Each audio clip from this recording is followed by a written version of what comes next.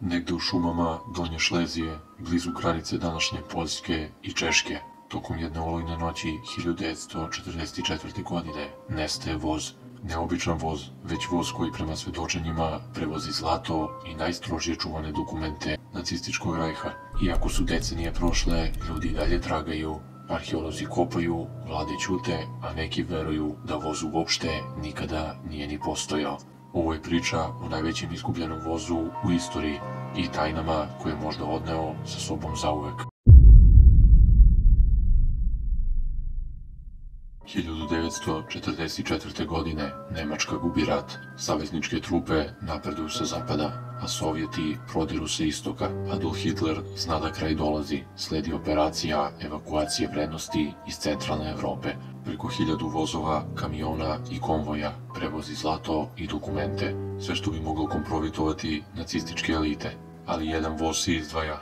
Voz 1702 bio je pod najstrožim nadzorom SS-a. Kažu da je prevozio više od 300 tona zlata ukradenih iz banaka, muzeja i jevrejskih porodica. Prvo pominjanje ovog voza dolazi 1955. godine od bivšeg SS oficira koji je u zamenu za azil u Argentini dao izjavu Centralnoj obaveštenoj agenciji. Kako je rekao, zlato nije evakuisano do Berlina, voz je zakopan pod planinom. Postojao je plan tunela, a voz nikada nije stigao. Sljedeće svedočenje dolazi 1972. godine, kada poljski organi otkriju zabetonirani tunel koji vodi nigde.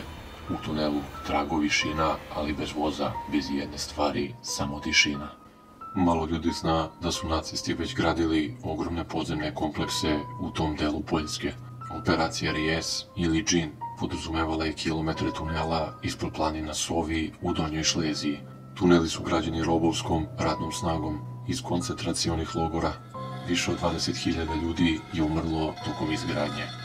Ali šta su to pravili? Tajne fabrike, vojne bunkere, skladišta ili mesto gdje će se sakriti voz 1702. 2015. godine dvojica ljudi, jedan Nemac i jedan Poljak, tvrde da su pronašli voz pomoću georadara.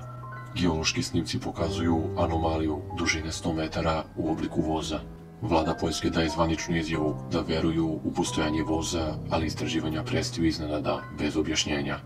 Novinari dobiju zabranu pristupa, ljudi koji su kopali ćute, a teorije divljaju. Ali šta je zaista bilo u vozu? Teorija broj 1 kaže da je bilo preko 300 tona čistog zlata, uključujući legendarne dragulje iz dvorca Vavel.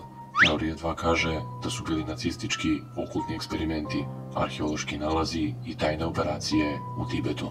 Teorija 3 kaže da su bili delovi vril motora, planovi za diskovne letelice, čak i prototip zvona. I teorija 4 kaže da voz nikada nije ni postojao, samo dimna zavesa, dok je pravi tovar išao drugim putem, kroz podzemne tunele do Antarktika. Ali glavno pitanje jeste zašto niko ne istražuje dalje. Ako je voz nestao, zašto su svi pokušali da se iskopa? Da li su bili obustavljeni ili nešto drugo? Zašto su istraživači dobijali pretnje? I zašto je država odustala iako su priznali da nešto postoji? Da li se radi o političkom strahu ili o tome šta bi moglo da se pronađe ispod zemlje? Ili je istina previše opasna da bi ikada izašla na površinu? Voz 1702 je postao legenda. Možda nikad nećemo znati da li je stvarno postojao. Možda su sve tragove već uništili oni koji su znali previše. Ali jedno je sigurno, negde pod zemljom možda još uvek čeka, neotkriven, opasan i zaboravljen od sveta. To je bilo sve za ovaj video. Ako vam se svideo, ostavite like, share i subscribe, a mi se vidimo u sljedećem videu. Pozdrav!